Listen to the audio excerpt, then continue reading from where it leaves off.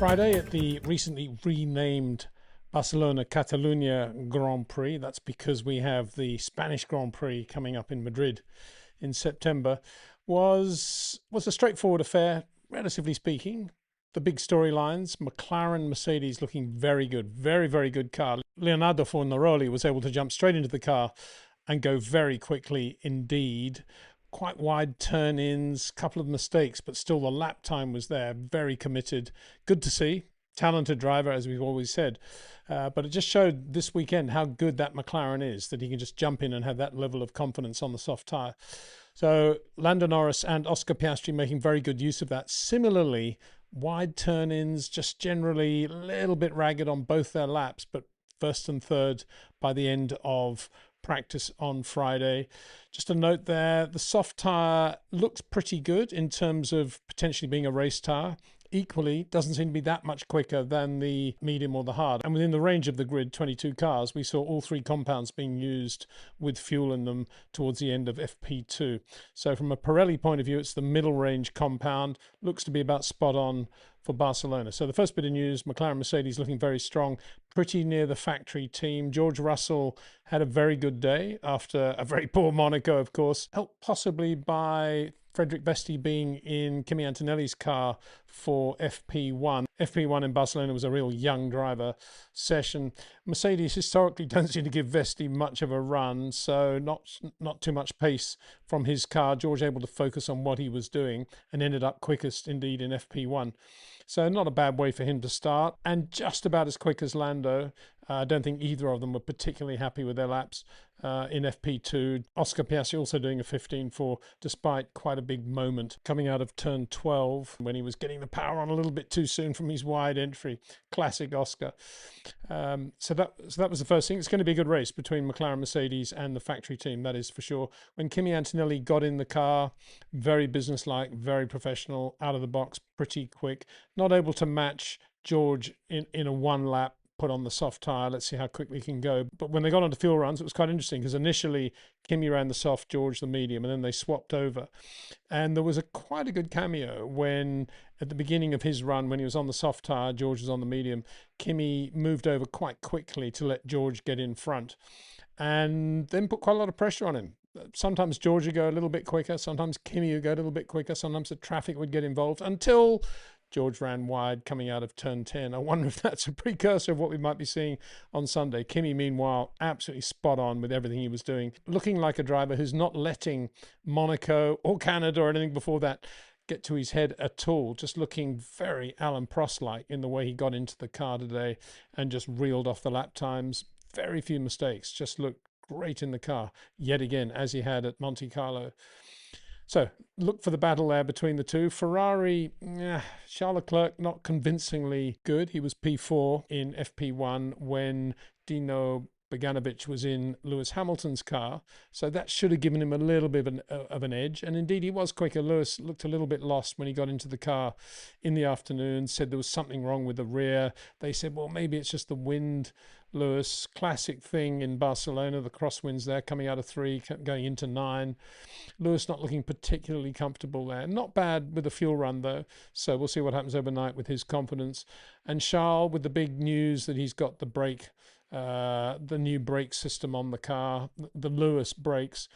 Didn't seem to be talking about the brakes, didn't seem to be very happy with the car either, which kind of goes the way I was thinking, that in reality it's not the brakes, it's probably something more than that. It's just actually probably lack of grip with Ferrari, and we saw it today. And another point, actually, comparing the McLarens, even with the Mercs and especially with the Ferrari, McLaren able to use a lot more curb without destabilizing the car, particularly the apex of turn 7, which is the left-hander at the bottom of the hill, able to use a lot of road there with the curb. McLaren just so soft over that. Well, soft looking anyway. I'm sure they're not that soft as they come out of that corner, and other places as well. McLaren look to have a very forgiving race car in terms of the downforce they've got, in terms of the ride heights they're running, in terms of the suspension stiffness they've got.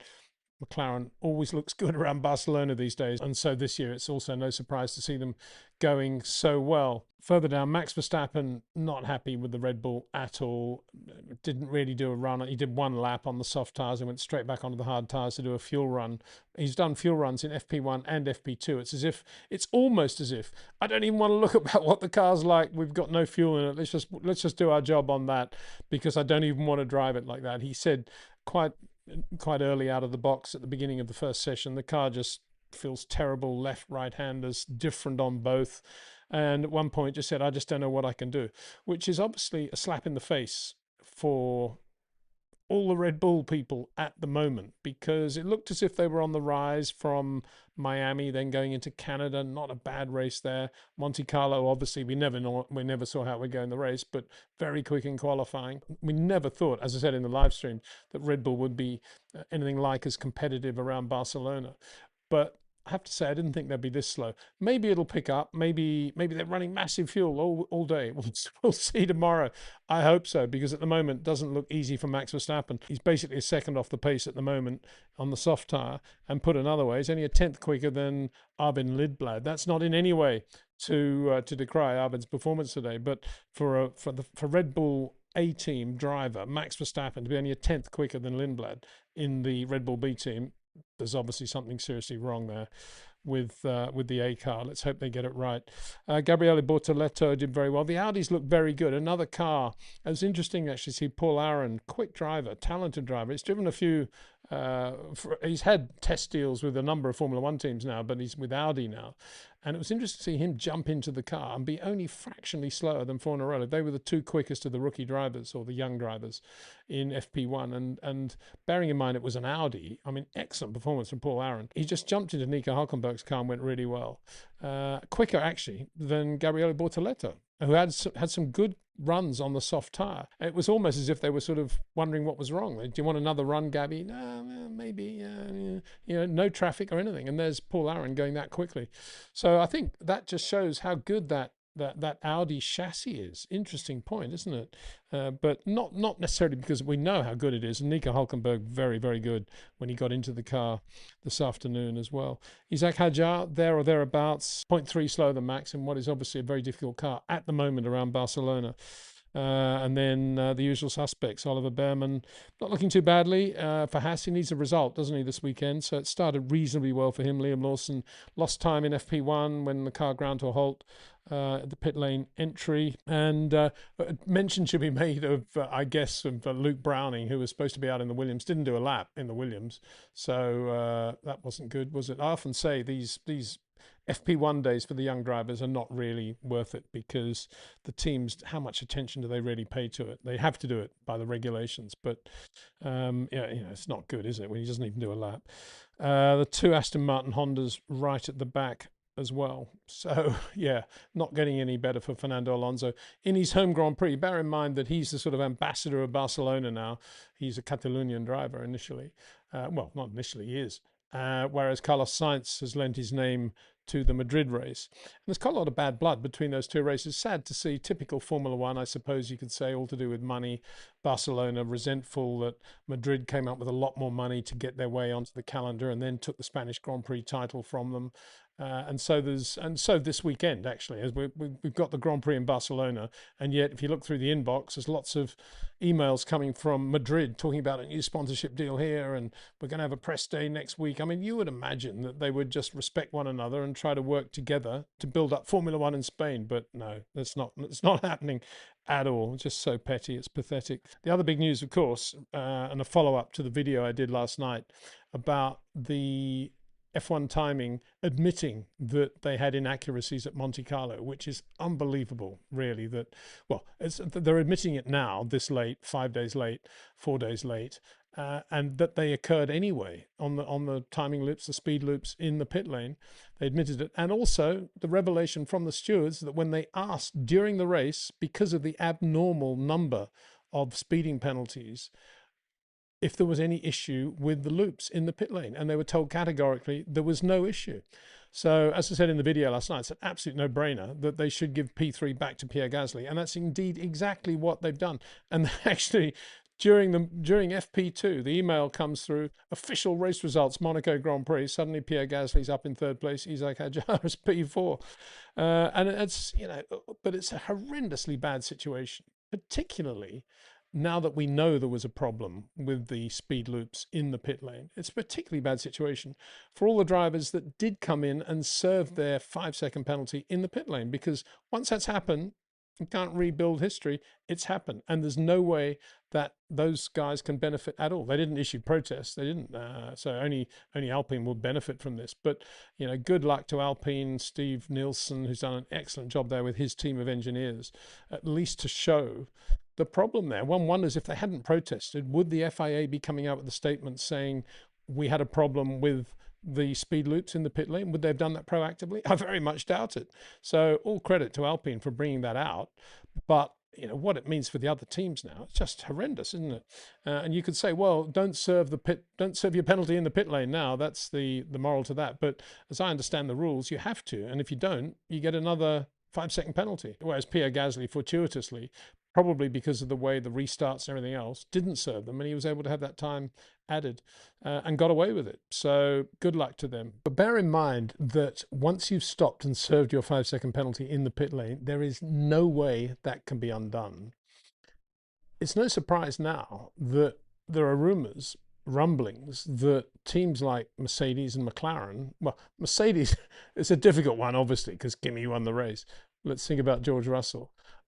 Are potentially thinking of taking this to court on the basis that the whole Monaco Grand Prix should be nullified, taken out of the championship this year, and not scoring points, because now the official timekeepers have said there was a problem with the speeding loops. Penalties were issued. That can't be undone in the case of most drivers, Pierre Gasly aside.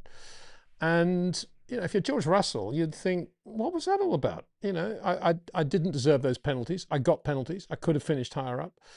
And Kimi Antonelli got a big jump on me there. How Mercedes will handle that particular one, I don't know. A bit like Lewis Hamilton, Abu Dhabi 21, I should think. They'll go a reasonable distance and then back away. But from McLaren's point of view with Oscar Piastri, there's some real traction there to be doing something about that. That is the only. Then the reason they would do that is because it would be the only recourse. I think there's another recourse, to be honest. I think that FOM should find themselves a massive amount of money. I don't know, $10 million, and that should be split between the teams that incurred the penalties, from which they could get no recourse once it was shown that the whole thing was in error. Of course, that will never happen. So barring that, the only other way is to say, well, maybe this race shouldn't count for points, because it's an unheard of situation. It really is. And it's absolutely appalling that it took this long as well for it to be uncovered. And one final thought on that is Charles Leclerc. If Charles was unbelievably annoyed by the Ferrari strategy, that knowing that Lewis had got to serve his penalty, they nonetheless brought him in when they could have kept him out on hard tyres and given him track position, P2. If he was unbelievably annoyed by that, and as a result went off, partly because he was angry, partly because the track was breaking up, how would Charles Leclerc be feeling about this? Obviously, that penalty should not have been given to Lewis Hamilton. And in the normal course of events, they both would have come in. Charles perhaps would have been much calmer and maybe wouldn't have gone off at Rascasse. Wow. You can take a lot of layers here. Okay, so that was Friday. We'll be back with videos tomorrow when it'll start to heat up at Barcelona for sure. And we go into qualifying tomorrow, and then the Grand Prix, of course, on Sunday. I'll be doing videos both days. And don't forget that, of course, on Sunday, I will be doing a live chat during the race as well, for members only. So if you haven't joined, we'd love to have you on board. Big thanks to all those that support the show, obviously to you, but also to Jetcraft, to OEM Exclusive, to Track Ninja, and of course to REC Watches. Brilliant. Okay, see you tomorrow. Thanks for watching.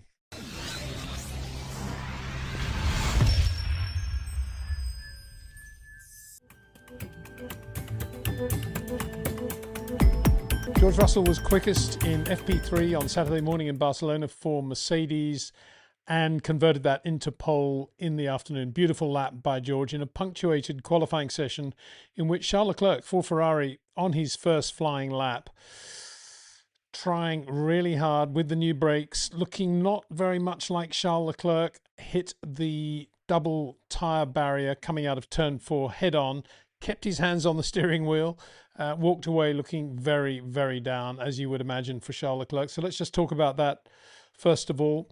I couldn't believe my eyes, to be honest, watching Charles this morning and then going into qualifying, how wide he was turning into most corners, particularly into turn 3, which has always been one of his trademark corners. Lovely sort of Max Verstappen, Kimi Antonelli early turn into 3 because of his exit from 2.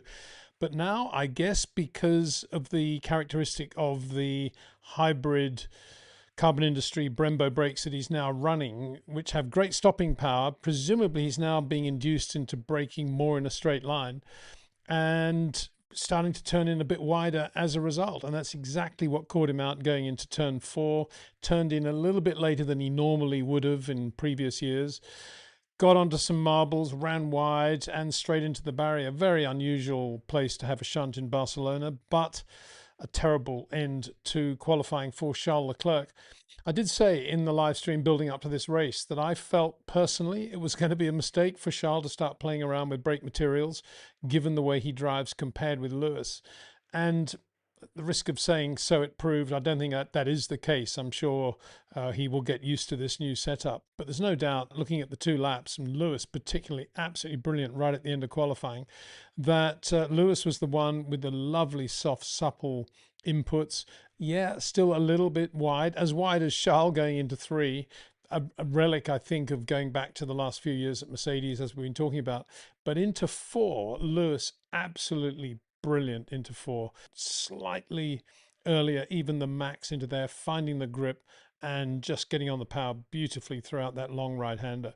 Lewis's lap, he could possibly have got the pole, but as he began his lap, he just braked a fraction too late going into 1. He runs a little bit wide, holds it beautifully. Well, he doesn't have to hold anything, he just has to be very patient on the throttle, and then he still does his pretty good change of direction 2 into 3, although it's quite wide into 3 now, as I say. But yeah, great lap from Lewis, bearing in mind he didn't drive in FP1 yesterday. And I do think on a circuit like Barcelona, where so many teams have so much history, and you do the lap and you do the lap, and often it comes down to hundredths, thousandths of a second between teammates. I do think that if you're not running in FP1 as the track's evolving, it is a bigger disadvantage than at other circuits, at Mexico City, for example, or Austin.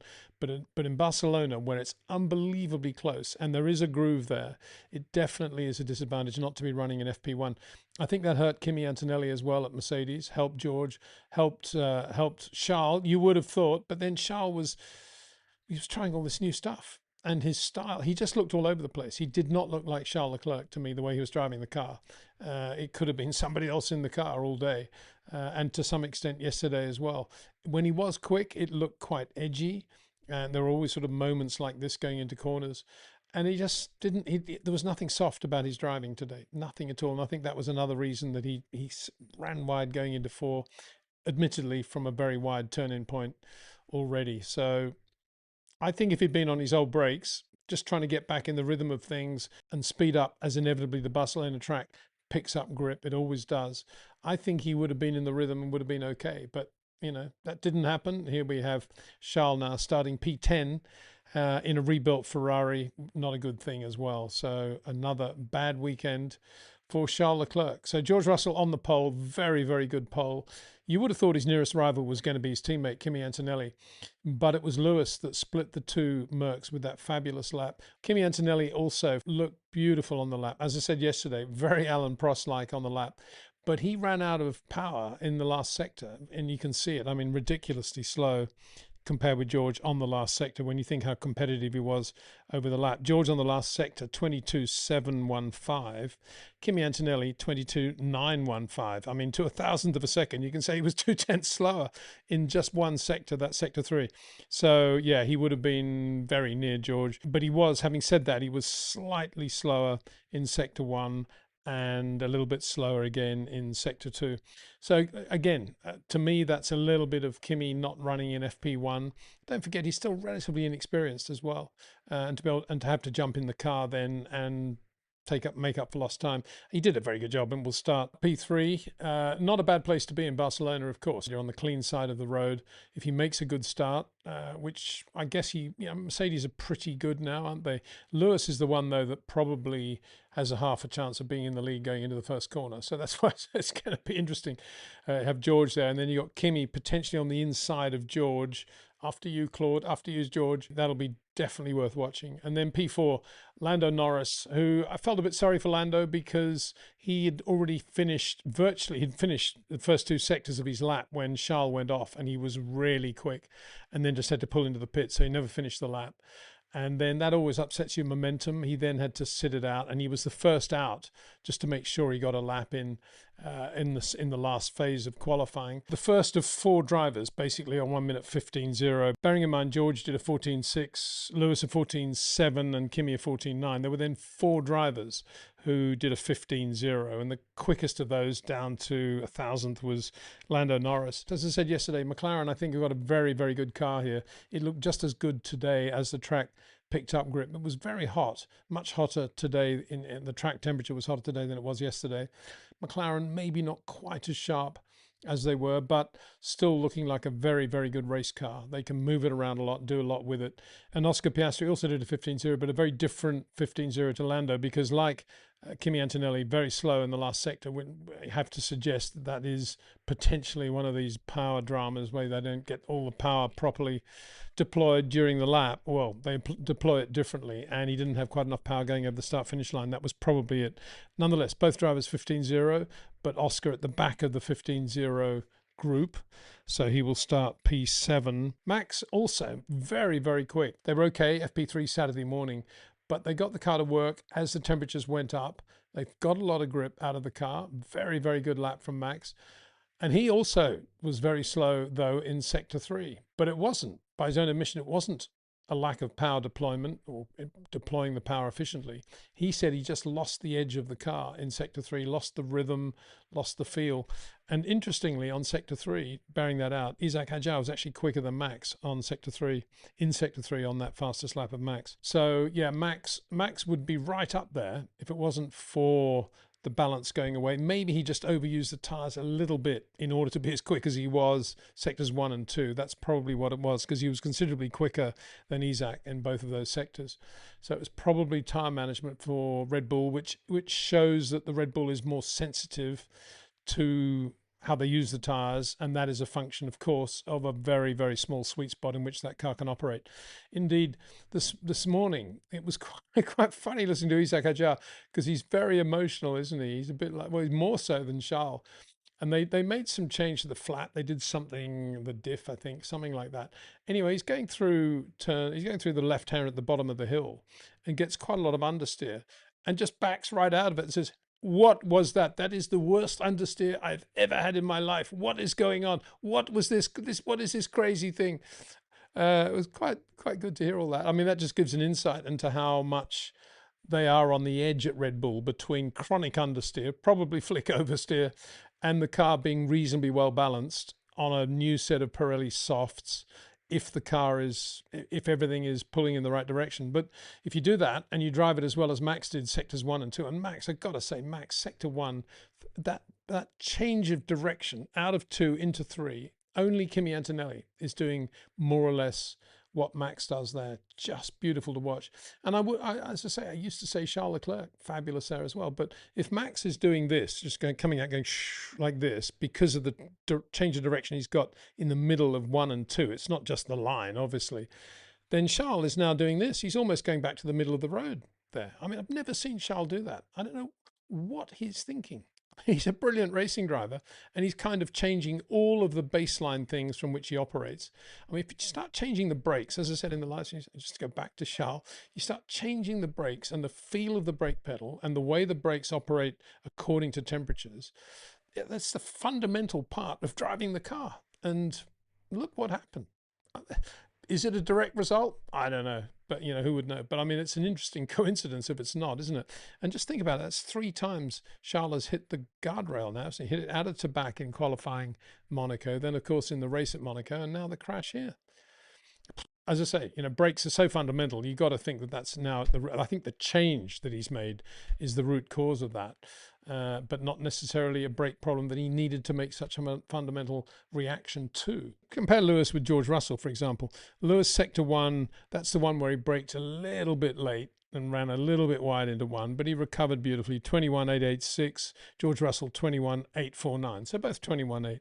Sector 2, Lewis 30.008. George 30.115. So that's tight corners, it's acceleration runs, it's turn-ins, it's braking. Wow, Lewis Hamilton, brilliant.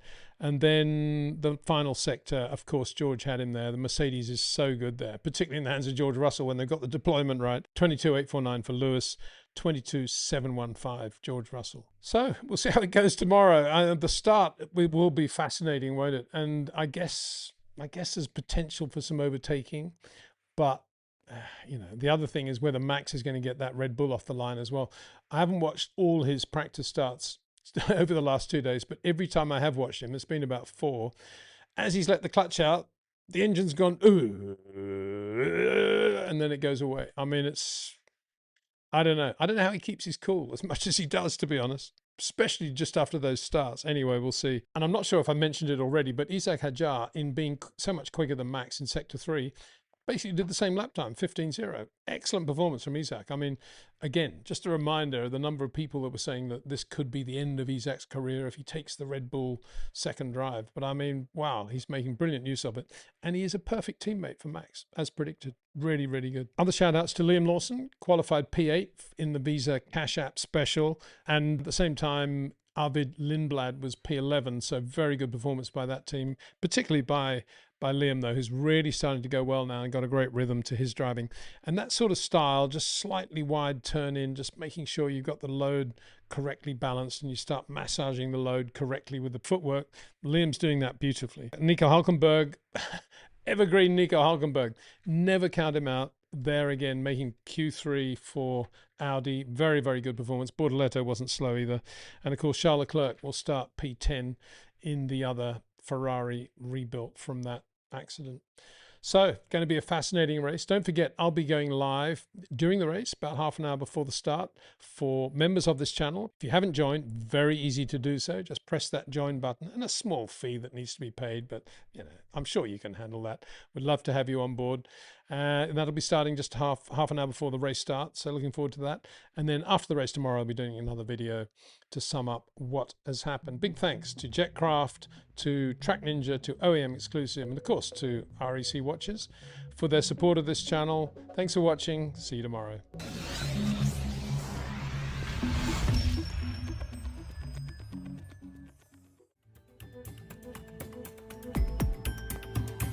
The best moment in this amazing, emotional day in Barcelona-Catalunya. It used to be the Spanish Grand Prix, but it was a great race.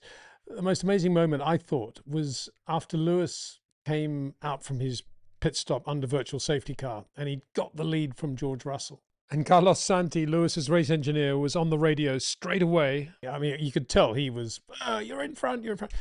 But I love the moment when he was trying to tell Lewis that although George had stopped three laps earlier, indeed, his tyres were 2 laps older than Lewis's anyway, the tyres that had put on the Mercedes from the garage. So basically, Lewis's tyres were 5 laps fresher than George's. He's trying to say all that.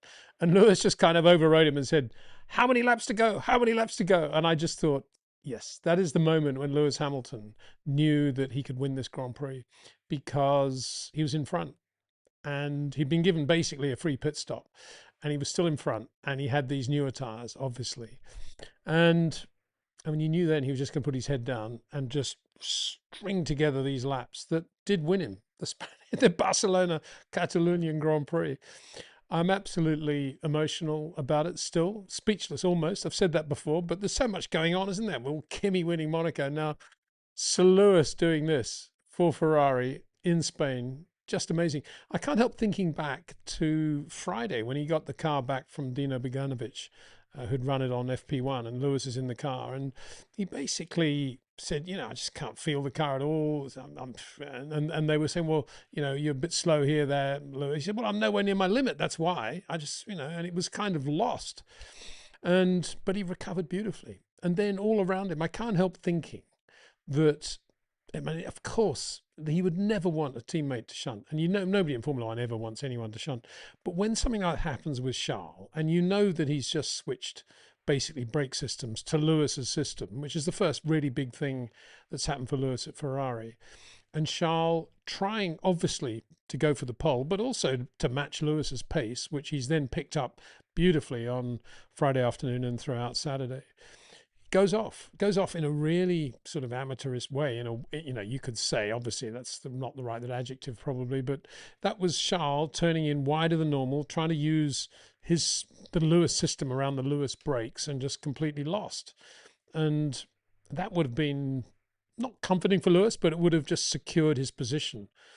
And he went out and on that last lap, even though the engine lost a lot of power, even though he, not a lot, but lost some power at the back end of the lap, and even though he braked a fraction late into one, he was still on the front row of the grid.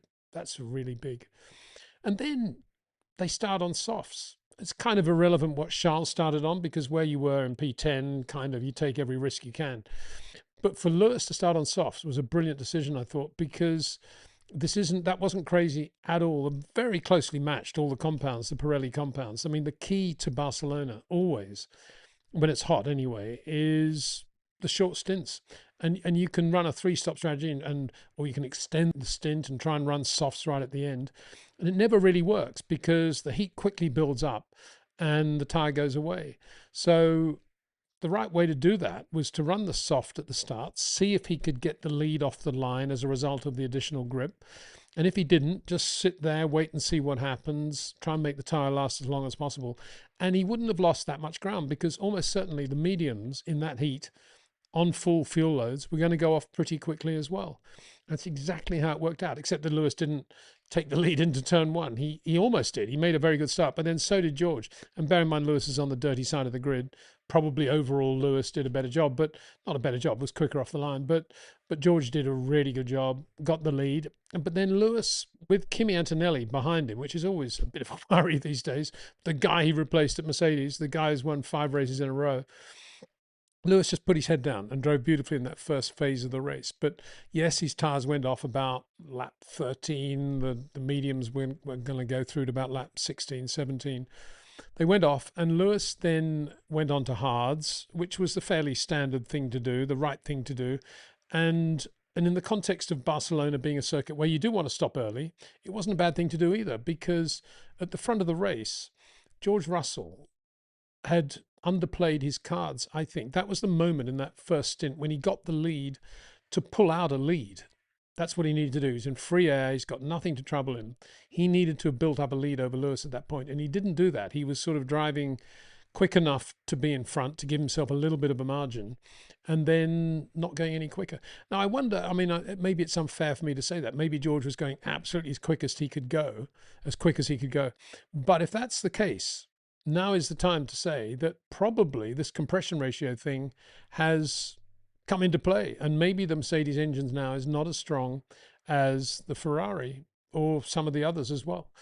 Maybe that's what we were seeing in the race for the first time. It's a proper square up for the first time, and maybe George was on the limit.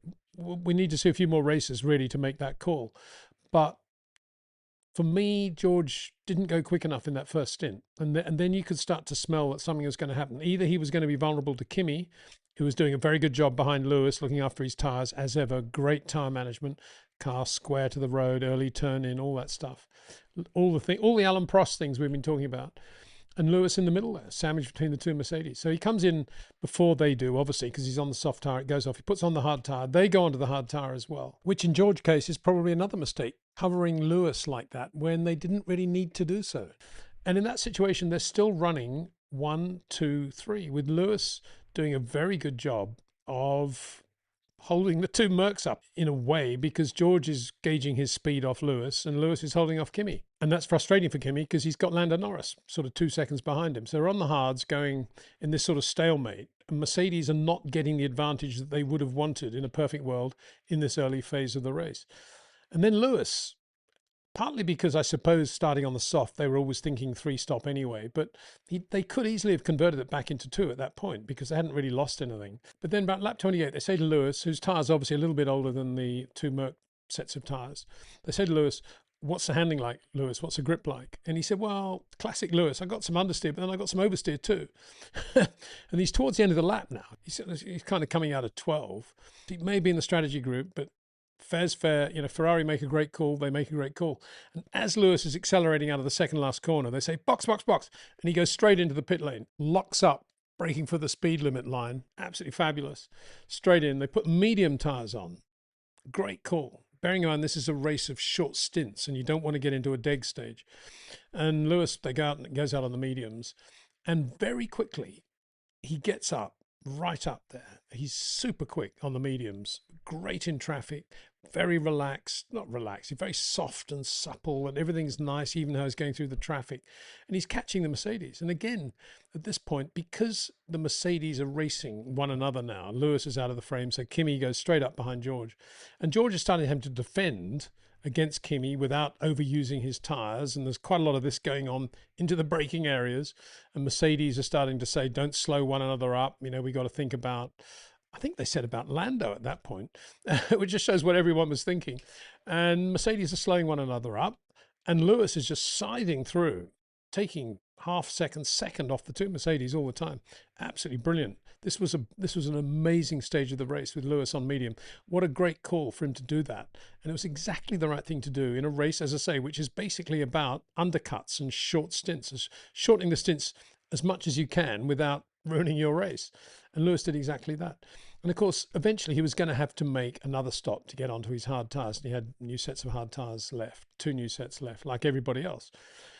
And that was looming around lap 40. But by then, Mercedes were giving instructions or messages to their 2 drivers saying, it's going to be really close with Lewis because he's going to be racing with us towards the end. In other words, we'll be in front, but Lewis will be catching and it might be close. So we need to just push on a little bit. It was that subtle way of saying things. And just as probably Ferrari are thinking about bringing Lewis in off the mediums onto the soft tyres for that last run, and Lewis is all fired up, Fernando Alonso stops. As somebody said, the Nicholas Latiffi of Spain. Fernando Alonso stops at turn 9. Now, this is the only place, I think, where Ferrari glitched today, because he stopped at turn 9. And at this point, Lewis is around turn 10, around there. And it's pretty obvious. There's a camera shot, and immediately it's yellow flags. And it's pretty obvious that the virtual safety car is going to come out. Lewis has got to stop anyway. And he's not even on the second last corner, as he had been when he came on for the first set of mediums.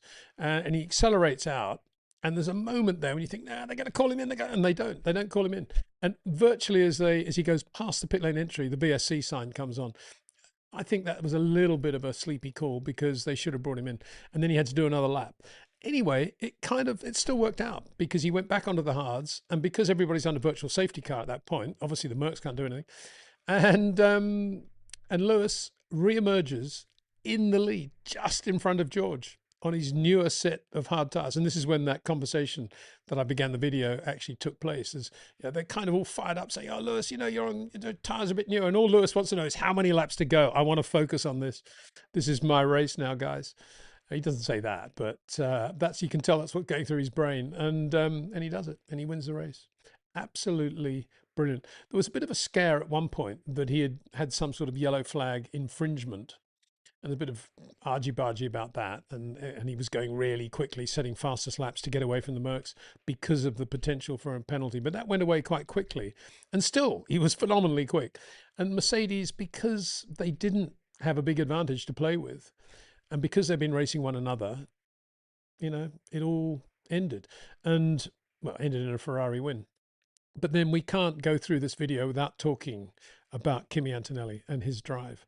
Because at this stage of the race, Kimi is in a much stronger position politically in a way, because when George is leading and Kimi's behind him, it's a relatively simple thing for Mercedes to say, hold position, guys, don't race one another. But when Lewis Hamilton's in front and George is P2 and Kimi's P3, then it's a more open book, because you could argue Mercedes want to win this race. They want to beat Ferrari.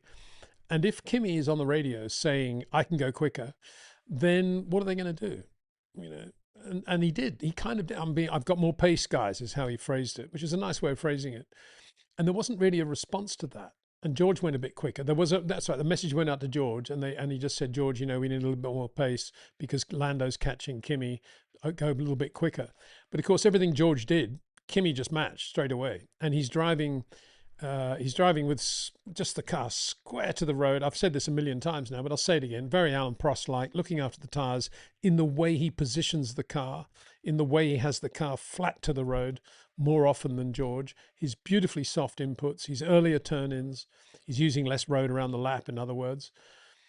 And in the end, he's all over George, and he says, right, stuff it. I'm going to go down the inside of George going into turn one. And George immediately covers him. So George isn't thinking, this is, I better let him go. He's going quicker. George racing him here hard for P2. Closes the door there, goes back. Kimi, and Kimi does it. And they touch, there's damage to Kimi's front wing end plate and all sorts of things. And but Kimi makes a great pass, which just underlines yet again everything we've been saying about Kimi. Good on slow corners, good on fast corners, good on medium speed, change of direction, credible head on his shoulders. And he's a racer, a sort of Nigel Mansell-esque racer. That was a Mansell move, and it was just superb to watch. And he's in front of George now, and he's P2. But then it all ended in, well, I don't know what, because suddenly his engine just died, and he was out of the race. Only a few laps to go, 4 laps to go.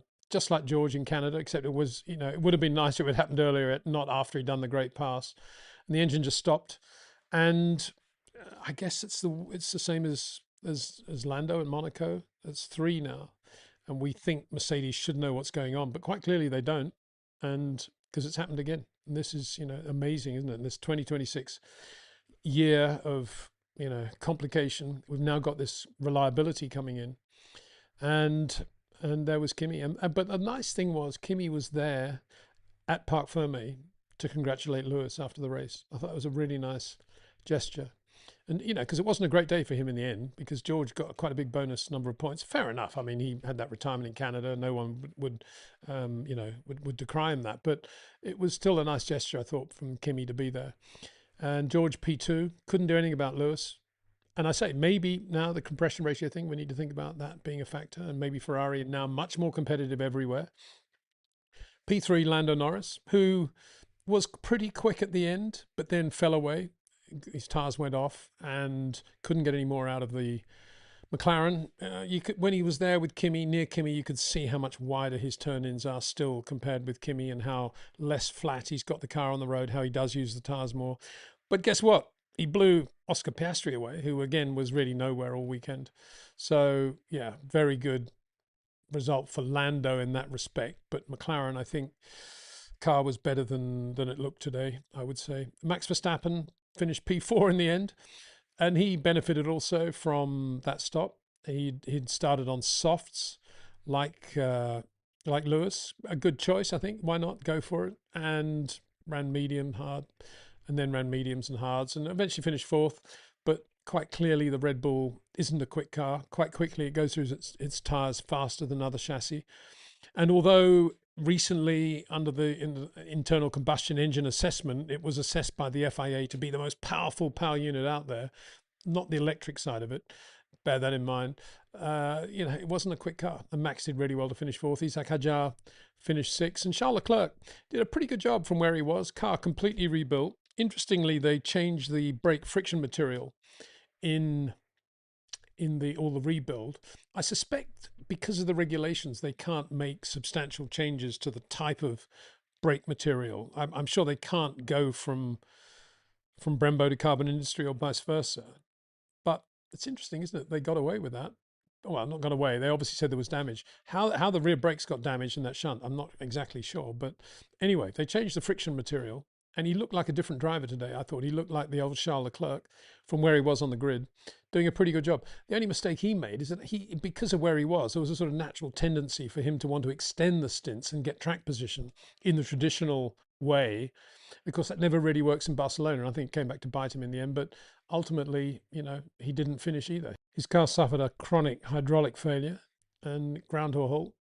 Terrible. The race finished with the virtual safety car conditions being lifted for like 1.5, 2 laps. So Lewis had those last 2 laps just to go and drive the Lewis laps, which he did beautifully, and to win the race. Was it retribution for Abu Dhabi 21? Well, I think there were a lot of tears in the eyes of a lot of people. Certainly there were in mine, because you can't help thinking about that day in Abu Dhabi when he should have not only won that Grand Prix, but become world champion for the 8th time, beating Michael Schumacher's record. That race should have finished behind the safety car. It should have finished with fireworks and a motion of Lewis waving to the crowd as he's doing that last lap behind the safety car.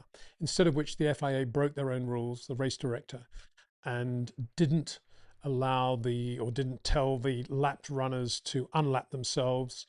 And the safety car was brought in, and Max was able to restart the race on different tyres, new tyres, and win the race. And that was completely wrong.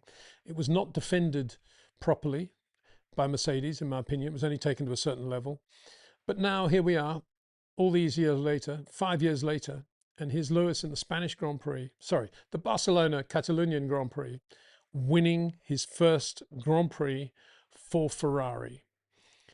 In many ways, the driver that he was in 2021. I don't think he turns in quite as early. I don't think he relies on the front quite as much as he used to. But otherwise, he's exactly the same driver. Forget the age. Forget that he's been in Formula One since 2007. Forget all that. This guy was absolutely beautiful to watch today. He was a deserved winner, no doubt about that, from beginning to end. He never gave up, and he was gracious in victory as well. It was just absolute pleasure to watch today. Interesting circuit, you know, it's where Max scored his first win as well. I think Michael's first Ferrari win was in Spain. Just so full of emotion. It was a beautiful day. And I think there's another context. You could say it was so nice that it happened in Barcelona as well, because they've had this big fight with Madrid and their new circuit and the bank corner and all that. But we all love that Barcelona circuit. And I'm sure Lewis does as much as any other driver on the grid. And and it's a driver's circuit. There's no doubt it's a driver's circuit. Great corners, very technical, very difficult, quite hard physically. It's quite interesting towards the end of the race to see Kimi Antonelli actually leaning the wrong way, going through some corners. I guess he did have a bit of a neck issue. But yeah, that's all I've got to say, really. I mean, it was just an amazing day that we'll all remember. And I think it has brought this World Championship to light. Not that it was that dim anyway, the fight between George and Kimi, which is still there. George took a big slice out of Kimi, or a reasonable slice out of Kimi's lead today. But Lewis is in the hunt. Charles Leclerc's probably in the hunt. I mean, the Ferrari obviously is a much better car now than we've seen for a long time. And if the compression ratio thing is coming into play, then there'll be more Ferrari victories. There'll be more Lewis Hamilton victories. And Charles will start winning some races as well.